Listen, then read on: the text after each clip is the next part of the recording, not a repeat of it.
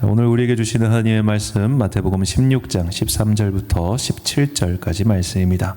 마태복음 16장 13절부터 17절까지 말씀. 저와 함께 한 절씩 교독하시겠습니다. 예수께서 빌립보 가이사랴 지방에 이르러 제자들에게 물어 이르시되 사람들이 인자를 누구라 하느냐? 이르되 더러는 세례 요한, 더러는 엘리야, 어떤 이는 예레미야나 선지자 중에 하나라 하나이다. 이르시되 너희는 나를 누구라 하느냐?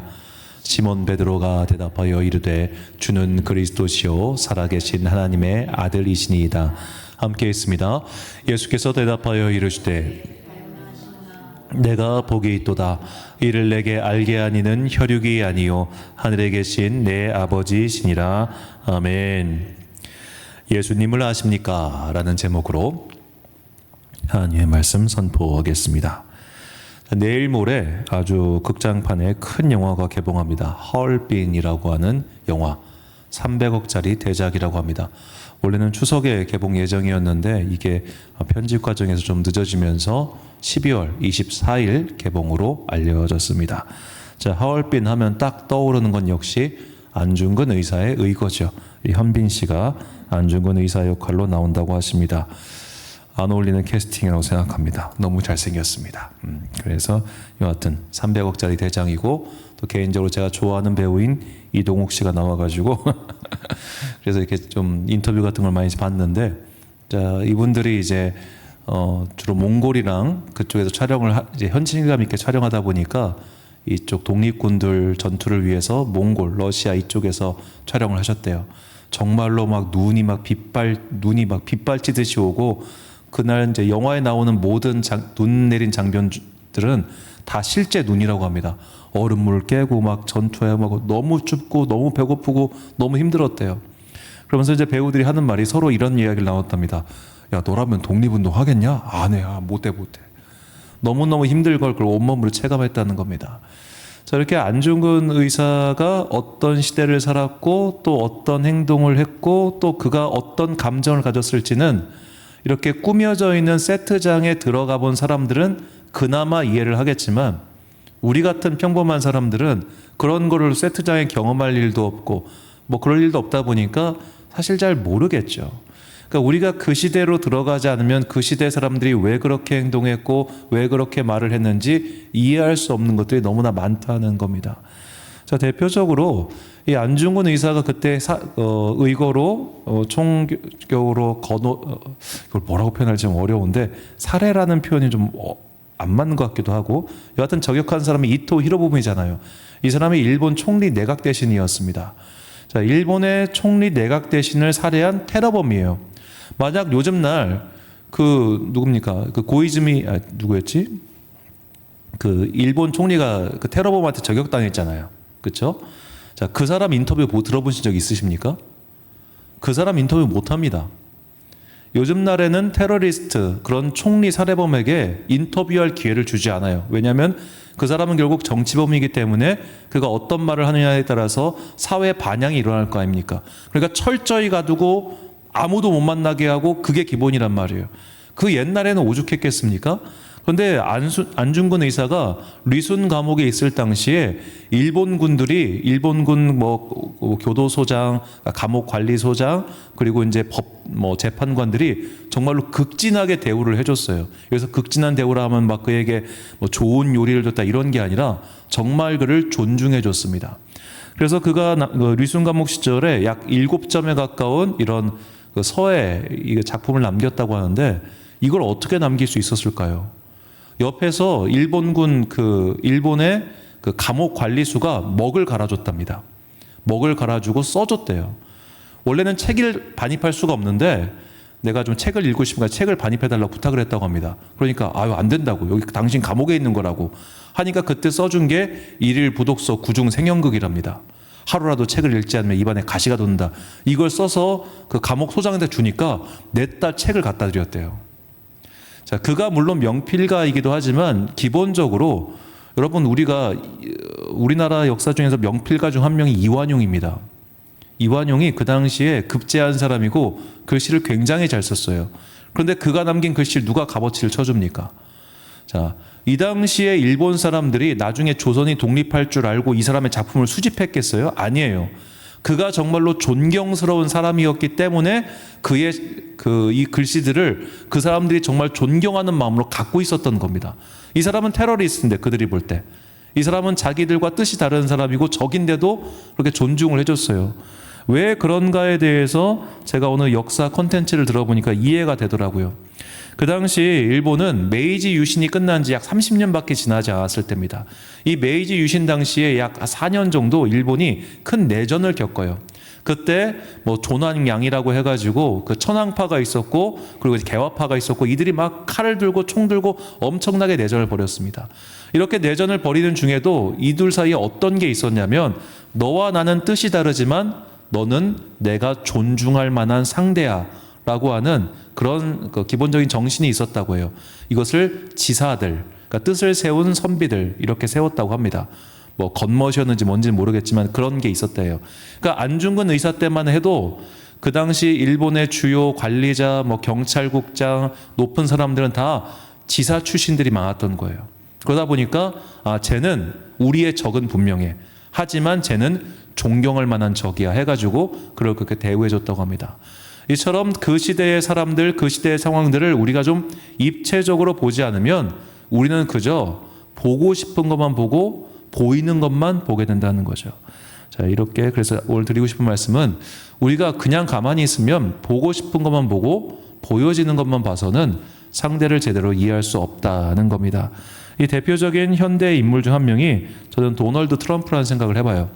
자, 우리나라 언론은 기본적으로 트럼프에 대해서 부정적입니다. 왜 부정적인가에 대해서 생각을 해보니까 또 이거 많은 전문가들이 지적하는 부분인데 우리나라 언론이 인용하는 미국의 뉴스가 CNN, 뉴욕타임즈 그리고 워싱턴 포스트라는 거예요. 이런 걸 보통 레거시 미디어, 그러니까 옛날부터 전통적으로 내려온 권위 있는 미디어라고 해서 레거시 미디어 이렇게 부르는데 이런 레거시 미디어들이 오늘날에는 완전히 친민주당, 그러니까 미국 민주당을 말하는 겁니다. 미국 민주당에 아주 친한 언론이기 때문에 이 사람들은 절대로 트럼프에 대해서 우호적으로 보도하는 게 거의 없습니다. 뭐 꼬투리가 잡히거나 앞뒤 다른 게 있으면 그것만 막 집중적으로 쏟아내는 거예요. 그리고 우리나라 언론은 그것을 인용하고 하다 보니까 한국 사람들이 볼 때 트럼프는 되게 이상한 사람이라는 겁니다. 그리고 왜 미국인들은 그런 이상한 사람을 뽑았을까에 대해서 이해를 못한다는 거예요. 자, 이 문제에 대해서 서울시립대학교의 송의문 교수가 올해 8월 트럼프가 재선되기 전에 신의 개입이라고 하는 책을 통해서 왜 미국인들이 지금 트럼프를 더 이전보다 더 지지하고 있는가에 대해서 이유를 이렇게 설명을 했습니다. 자, 미국인들은 이제 민주당의 정책, 미국 민주당의 정책에 질렸다는 거예요. PC주의, 소수자 우대주의, LGBTQ 보호주의에 질렸다. 자, 정치적 올바름을 내세우며 외국에 많은 돈을 퍼부었다는 겁니다. 뭐 시리아에 전쟁이 났대. 우리가 국제 평화를 위해 나가야지. 이러다 보니까 국가의 채무가 막 증가했어요. 소수자 우대주의, 막 불법 이민자들이 넘어오니까 그래 불법 이민자들 불쌍한 사람들이지 너희들이 여기 정착할 수 있게 도와줄게. 이러다 보니까 내국인 실업자가 증가한 겁니다. 이 내국인 실업자 중에 가장 실업자가 많이 뺏긴 사람들이 누구냐면은 백인 남성 노동자인데 백인 남성 중에서 그 학력이 높지 않은 사람들 그리고 히스패닉 흑인들 이 사람들이 대량 실업자들이 생겼다는 거예요. 자, 뭐 저는 잘 모르지만 예를 들어 이제 멕시코에서 국경 같은 걸 타고 넘어와 가지고 이런 사람들이 막 이제 시카고라였던가요? 하여튼 그쪽에 남부 쪽에 몰려 있다 보면은 이 사람들 일거리를 줘야 될 거 아니에요. 안 그러면 다들 막 마약학쟁이가 되거나 사회 빈민층이 될 테니까. 그래서 이 사람들한테 일거리를 주다 보니까 자연스럽게 히스패닉이나 흑인들에게 줄 수 있는 싼 임금의 일자리들이 사라지더라는 겁니다.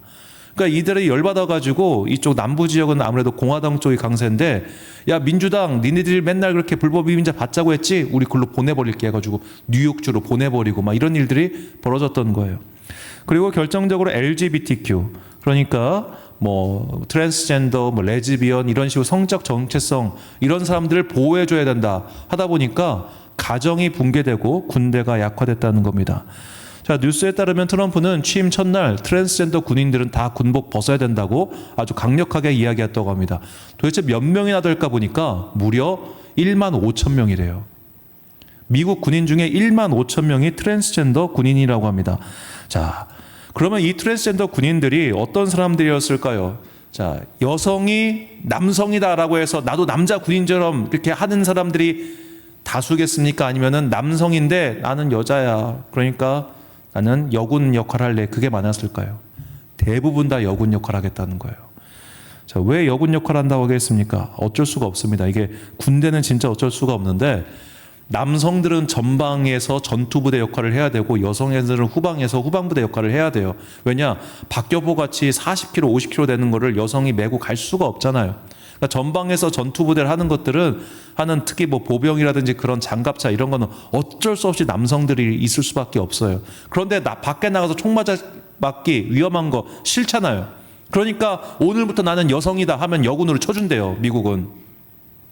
나는 갑자기 생각해보니까 내 안에 여성성이 있는 것 같아. 나는 여자이고 싶어. 그러면 그다음부터 여자가 된다는 겁니다. 이게 현재 미국의 LGBTQ 법안이래요. 민주당이 이걸 강력하게 추진하고 있답니다. 그러다 보니까 너도 나도 이런 군대가 완전 당나라 군대가 된 거예요. 이게 우리나라에서 벌어진다고 생각해 보세요. 나는 위험한 거 못해. 나는 위험한 거 안 할래. 빠질래. 그러면서 하는 말. 나는 오늘부터 여자 할래. 제가 여성을 비하하는 게 아닙니다. 보직이 있다는 거예요. 보직이 있는데, 그러니까 남성만 할 수 있는 보직이 있고 여성만 할 수 있는 보직이 있어요. 그거는 어쩔 수가 없어. 그러니까 그런 보직들이 있는데 그런 보직을 맡은 사람이 어느 날 갑자기 나는 이제 여성 정체성이 강해가지고 여성 할래 하고 그 보직 빠져버리면 어떻게 되겠어요? 그 다음부터 이걸 근무 서보신 분들은 다 할 거예요. 이런 식으로 중간에 하나 삐고 나면은 진짜 근무표가 와르르르르 무너집니다. 조직이 진짜 삐그덕삐그덕거려요. 지금 미국이 군대가 그렇게 돌아가고 있다는 거예요. 트럼프가 중학교 때부터 고등학교까지를 군사학교를 나온 사람입니다. 군대는 가지 않았지만 군대가 어떻게 돌아가는지는 아는 사람이에요. 엉망진창이 돼버린 거예요, 군대가. 그리고 이런 군대가 엉망진창이 돼버린 이유 중 하나가 민주당식 교육제도가 미국 내 학교에 너무 많이 퍼졌더라는 겁니다. 자, 대표적인 사례가 일론 머스크죠. 일론 머스크의 아들이 있는데 이 아들이 어느 날 중학생인데 갑자기 내가 여성의 성 정체성이 있다고 생각이 든 거예요. 그래서 성전환 수술을 받아버립니다. 그런데 미국은 더 이상 부모의 동의 없이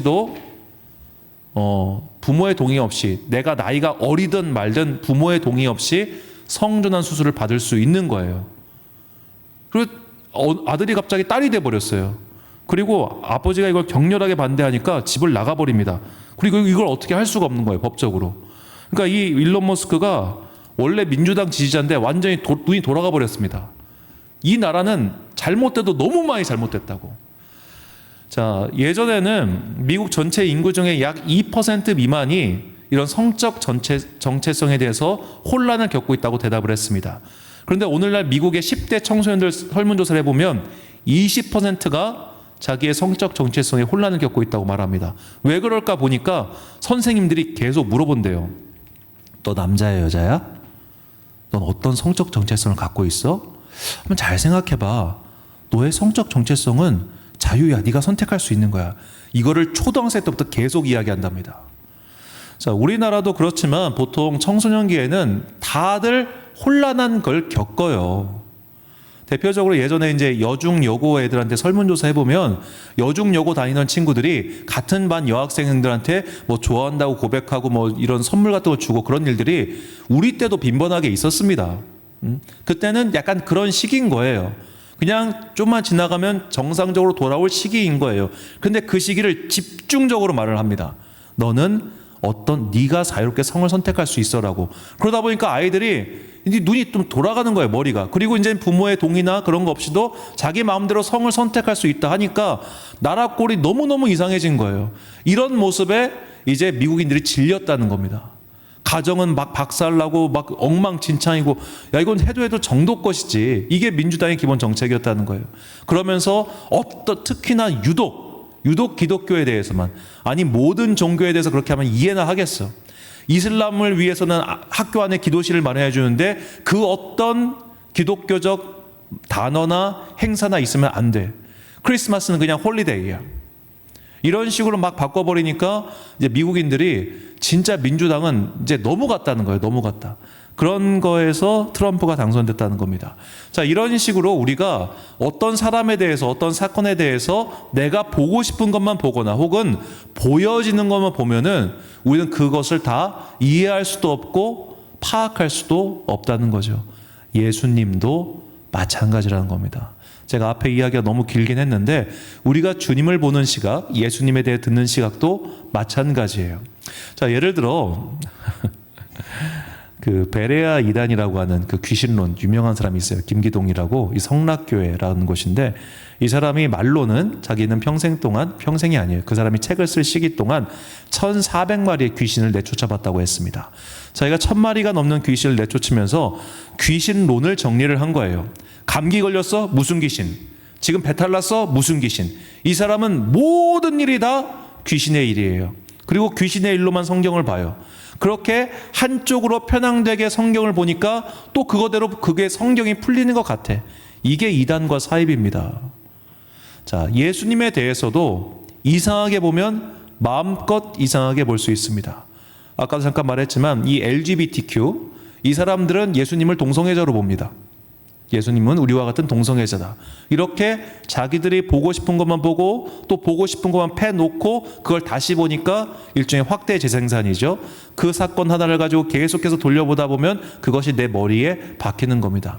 이렇게 이상하게 예수님을 바라보던 사람들이 그 당시에도 있었어요. 그래서 주님께서 물어보시고 제자들이 답을 합니다. 13절과 14절, 예수께서 빌립보 가이사랴 지방에 이르러 제자들에게 물어 이르시되 사람들이 인자를 누구라 하느냐? 이르되 더러는 세례 요한, 더러는 엘리야, 어떤 이는 예레미야나 선지자 중에 하나라 하나이다. 자, 더러는 세례 요한. 왜 갑자기 세례 요한이 나왔는가? 자, 이 헤롯 안티파스가 이 세례 요한의 목을 잘랐죠. 목을 자르고 나서 예수님의 소식을 듣자 저 사람은 세례 요한의 환생이다 라고 하면서 그렇게 사람들에게 말을 했습니다. 그러니까 어떤 사람들이 야, 저 사람은 세례 요한의 환생인가 보다 라는 거예요. 환생이라는 말 자체가 그런 개념이 유대교에 없는데 이방 사람들이 그렇게 말을 하니까 그 말을 따라하는 겁니다. 자, 더러는 또 엘리야다. 왜 엘리야가 튀어나왔는가? 말라기에 보면 하나님께서 마지막 때가 이르기 전에 내가 너에게 엘리야를 먼저 보내겠다라고 하셨기 때문에 누구는 또 엘리야라고 부르더랍니다 라고 하는 겁니다. 그런데 주님께서는 이미 오늘 본문 마태복음 16장 이전에 11장에 엘리야가 누구인지 설명하셨어요. 바로 세례 요한이라고. 자, 그 말을 듣고도 사람들은 엘리야겠네 라고 하는 겁니다. 듣고 싶은 것만 듣기 때문이죠. 그리고 갑자기 예레미야가 튀어나옵니다.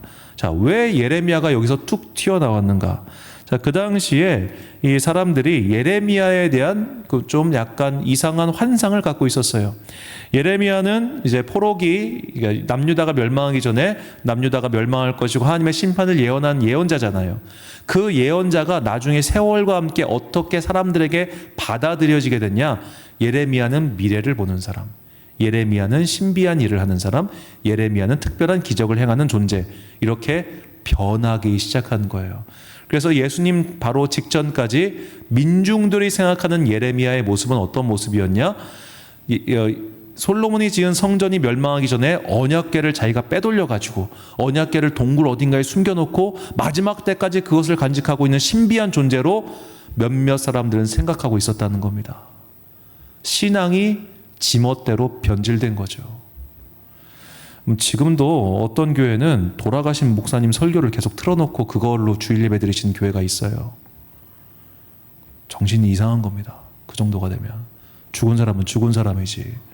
자, 이렇게 세월과 함께 변질되는 신앙, 시대와 함께 변질되는 신앙의 모습들이 있어요. 이 짧은 문답 안에 그것들이 들어가 있는 겁니다. 자, 그렇게 변질된 모습으로 주님을 보면 그 주님의 실태를 파악할 수 없는 것은 너무나 당연하겠죠. 그러면 우리는 어떻게 해야 이런 변질과 오해와 편견 없이 예수님이 어떤 분인지 알 수 있느냐? 오늘 본문 속에 또 그 답이 있습니다. 본문 17절 말씀. 예수께서 대답하여 이르시되 바요나 시모나 내가 복이 있도다. 이를 내게 알게 하니는 혈육이 아니요 하늘에 계신 내 아버지시니라. 아멘. 성령님께서 그거를 알게 해주신다는 겁니다. 자, 우리는 굉장히 단어와 문화와 환경의 지배를 받습니다. 그래서 어떤 문화권에서는 예수님의 모습, 이 복음서에 기록되어 있는 예수님의 모습을 알려주면 비웃는다는 거예요. 뭐 이거 진짜인지 가짜인지는 우리가 솔직히 너무 많이 든 예화라서 저도 뭐 진짜인지 가짜인지 잘 모르겠는데, 어떤 선교사가 아프리카의 한 부족에게 이제 예수님의 이야기를 전했는데 부족이 받아들이질 않는 거예요. 왜냐? 그 부족에서 최고의 미덕은 미덕이었기 때문에, 배신을 잘할수록 그 부족에서는 뛰어난 사람인 거예요. 그 사람들이 볼 때는 가룟 유다가 최고예요. 예수님은 오히려 당한 멍청이고 가룟 유다가 최고다, 뭐 그런 게 있었더라라고 하는 얘기를 저도 예전에 책에서 듣고 또 많은 사람들이 예로 듣긴 하는데 뭐 진짜인지는 모르겠어요. 자, 여하튼 간에 우리가 문화권에 따라서 상황에 따라서 이렇게 예수의 모습을 달리 볼 수 있다는 겁니다. 제가 자주 말씀드리지만 통일교에서는 첨성단에서 별을 본 학자들이 그 신라에서 출발해서 동방의 예루살렘까지 왔다고 얘기를 해요. 그들의 후손이 바로 한민족이고, 한민족은 그래서 피가 깨끗하고 그 피 중에 가장 깨끗한 피를 가진 사람이 바로 나 문선명이다. 그래서 통일교가 필리핀까지 확장했을 때 필리핀 사람들이 한국인이랑 결혼하는 걸 그렇게 좋아한다는 거예요. 왜냐? 피가 깨끗하니까. 이게 피가름 교리거든요. 자, 이런 식으로 성경의 내용을 괴이하게 해석하는 사람들이 얼마나 많습니까? 이런 식으로 자기 마음대로 성경을 이상하게 바라보는 사람들이 얼마나 많습니까? 특히 우리가 단어나 문화권에 따라서는 정말로 이게 완전히 다르게 보일 때가 많다는 거예요. 저는 그걸 잘 몰랐고 그거에 대해서 크게 관심이 없었다가 예성의 이제 신대원 때 수업을 들으면서 그때 알게 됐습니다. 집에서 아빠한테 맞고 크는 여자아이들이 있더라고요. 아빠가 여자를, 그러니까 같은 신대원 동기들 수업하다 알게 된 거예요. 아빠가 딸을 때린대요. 어떻게 아빠가 딸을 때리지? 그러니까 저는 남성이 여성을 때린다는 거를 뭐 본 적도 없고 상상해 본 적도 없다 보니까 그런 일이 실제로 벌어질 거라 생각을 못 했거든요. 그런데 의외로 그런 경험을 갖고 있는 분들이 많은 거예요, 수업 시간에. 그래서 그분들의 고백이 뭐였냐면, 내가 하나님을 아버지라고 부르는데 하세월이 걸렸다는 거예요. 그 단어에 탁 막혀버리더라는 겁니다. 하나님 아버지. 그렇다고 하나님 어머니라고 부르려고 하니까 장길자 이단 때문에 또 그것도 어렵고, 그래서 이게 아버지라는 단어가 참 신앙생활에 걸림돌이 되더라라는 고백을 제가 그때 30에 처음 알았어요. 30 딱 먹고 나서. 자, 우리가 그런 식으로 어떤 단어와 문화와 환경 때문에 예수님에 대해서 오해하거나 잘못 알 경우가 많다라는 겁니다. 우리의 그런 잘못된 알을 교정시켜 주시고 바르게 알게 해주시는 분이 바로 성령님이시라는 거예요. 성령님께서 우리로 하여금 바르게 알게 해주십니다. 그 대표적인 사례가 바로 사도 바울이죠. 사도 바울은 예수에 대해서 유대교의 반역자라고 생각했습니다.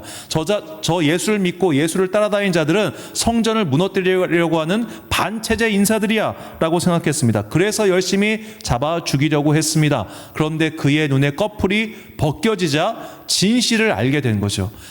진실은 바로 이 유대교의 율법, 과거의 구약 성경에서 약속하신 메시아가 바로 이분이시구나 라는 것을 알게 된 겁니다. 이처럼 성령님은 우리로 하여금 깨닫게 해주시고 보게 해주시고 바르게 알게 해주시는 영이시죠.